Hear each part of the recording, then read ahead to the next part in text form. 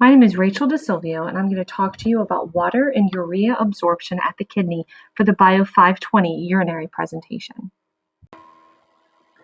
The function of the urinary system is to maintain homeostasis regarding metabolic materials and waste. The urinary system is comprised of the kidney, the ureter, the bladder, and the urethra. The kidney is the main organ that accomplishes the functions of the urinary system. There are many functions of the kidney. 1. Maintaining water balance in the body. 2. Maintaining the osmolarity of body fluids, preventing swelling or shrinking of cells. 3. Regulating the quantity and concentration of most extracellular fluid ions, such as sodium, chloride, potassium, calcium, hydrogen, bicarbonate, phosphate, sulfate, and magnesium. 4. Maintaining proper plasma volume by regulating arterial blood pressure and salt and water balance. 5.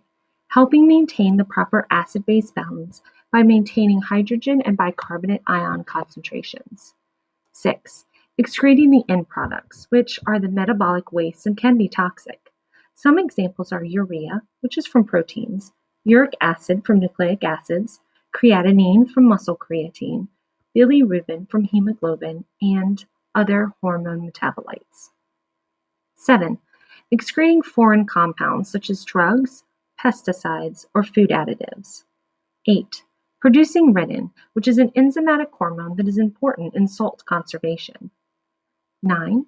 Producing erythropoietin, a hormone that stimulates red blood cell production. And 10. Converting vitamin D into its active form.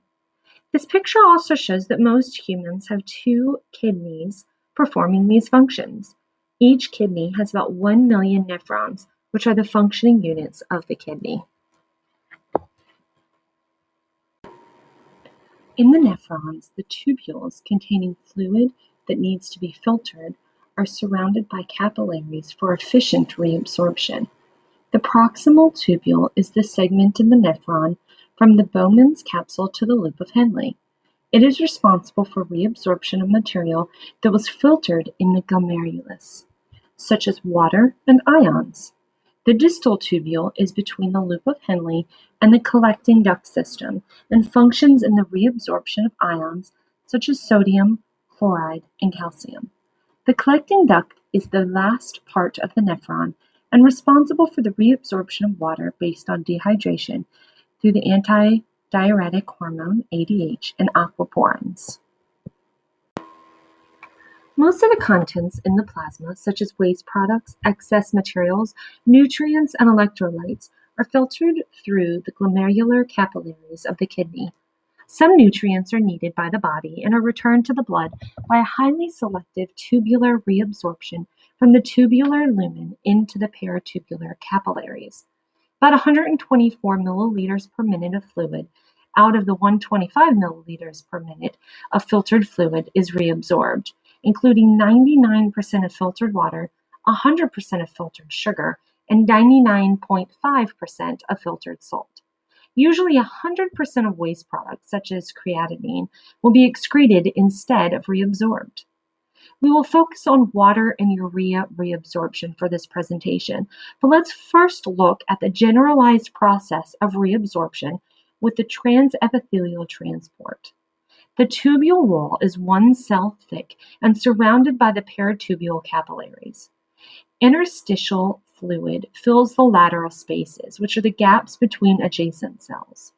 Tight junctions prevent movement between cells, so the materials pass through the cells in order to enter into the bloodstream. During reabsorption, materials must go through the transepithelial transport. The materials start by crossing the luminal membrane of the tubular cell, labeled here as 1.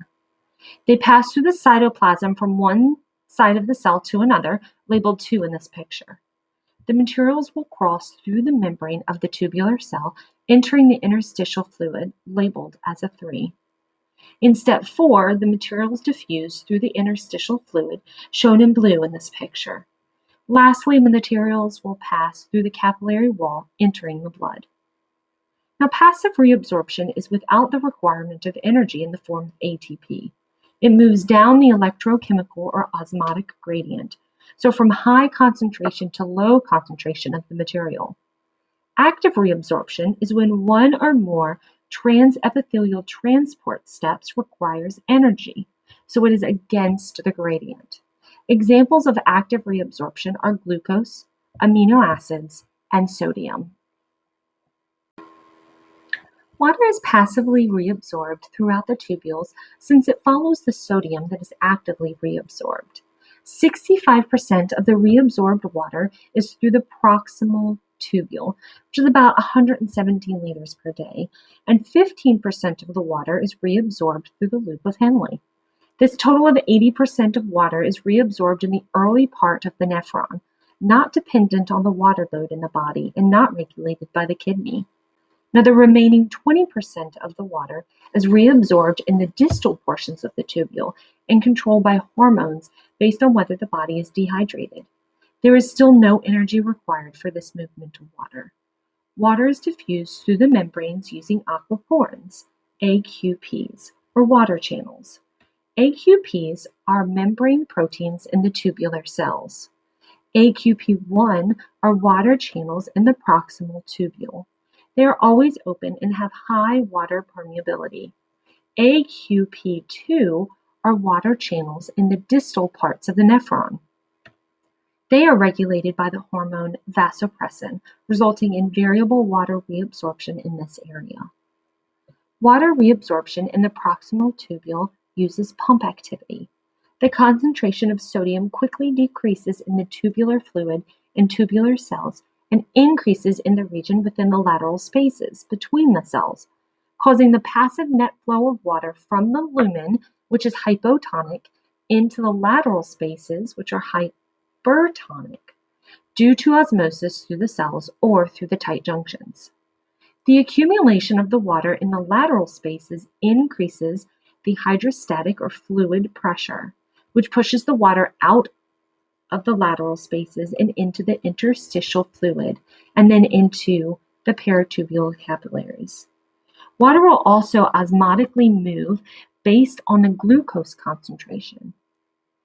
The filtered water is returned to the plasma because the osmotic pressure is greater in the peritubular capillaries, and plasma proteins is elevated in the blood entering the peritubular capillaries. So the water will move into the capillaries, achieving a reabsorption of 65% of the water by the end of the proximal tubule. Urea is the waste product from the breakdown of protein. Reabsorption of urea is passive and dependent on the active reabsorption of sodium and on the passive transport of water. Kidneys filter about 125 milliliters of filtrate per minute normally.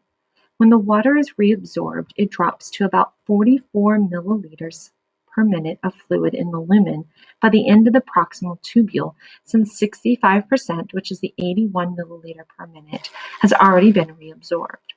Since the water has decreased, the concentration of substances filtered but not reabsorbed, such as urea, has increased. Urea present at the end of the proximal tubule is 3 times the normal concentration than at the beginning of the proximal tubule because of water loss. Based on the concentration gradient, urea will passively diffuse from the tubular lumen into the peritubular capillary plasma. The walls of the proximal tubules are only semi-permeable to urea, so about 50% of filtered urea is passively reabsorbed, which is sufficient for the body. And if the kidney function is impaired, or in the case of renal failure, less than half of the urea is removed. A patient's medical team will take a blood test and test the blood urea nitrogen, BUN, which originally was thought to help show kidney function in the patient.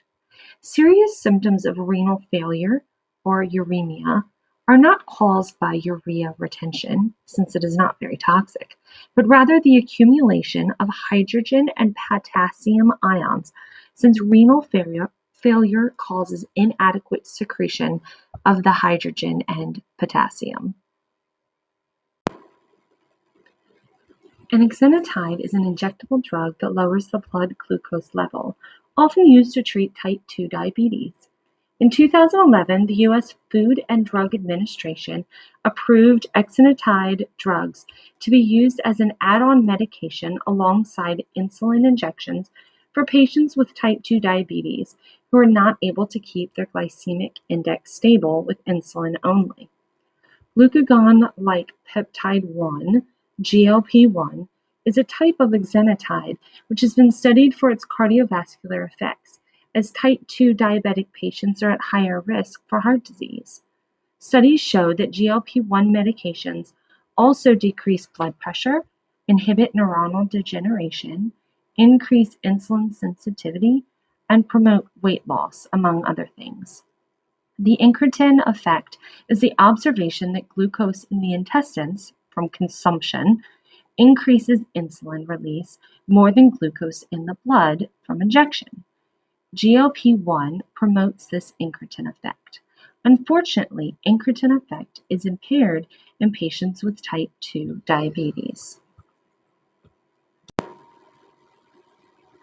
Another study done by researchers in St. Petersburg, Russia, focused on the effects of GLP-1 administration on the reabsorption of water and ions in rat kidneys. The study was called Redistribution of Proximal and Distal Reabsorption of Water and Ions in Rat Kidney After Treatment with Glucagon-like Peptide 1 Mimetic. The hypothesis was if female Wistar rats are injected with glucagon-like peptide 1 mimetic after water or 2.5% saline load, then the rat's kidneys will accelerate the recovery of the initial status of water-salt balance because the kidney slowed proximal sodium reabsorption and increased water flow from the proximal tubule to the distal tubule during sodium load. The independent variable was the GLP-1 administration. The dependent variables were possible diuresis, osmolality, sodium concentration, and creatinine concentration detected by urine excretion. They also tested for a total GLP-1 concentration in blood plasma. The control group was only given 0.9% NaCl and no GLP-1 administration. The experimental groups were given GLP-1 administration after water load and GLP-1 administration after a salt load. So what happened with the Wistar rats? The researchers discovered several things comparing the control with the rats that were administered the GLP-1. The first thing was diuresis, which is an increased production of urine. That increased 30 times in the rats that were administered GLP-1 compared to the control rats. The second thing was that urine osmolality decreased by 17.8 times for rats given GLP-1 compared to the control. The blood plasma osmolality decreased 30 minutes after water load, and GLP-1 injection during water load accelerated and increased the elimination of excess water. They also noticed that excretion of osmotically free water increased 2 times for rats given GLP-1 compared to the control. Overall, the data statistically supported the hypothesis that the injection of the GLP-1 allowed the rat's kidneys to achieve water-salt balance quicker, created by the decrease in proximal fluid reabsorption and change in ion and water transport in the distal part of the renal tubules.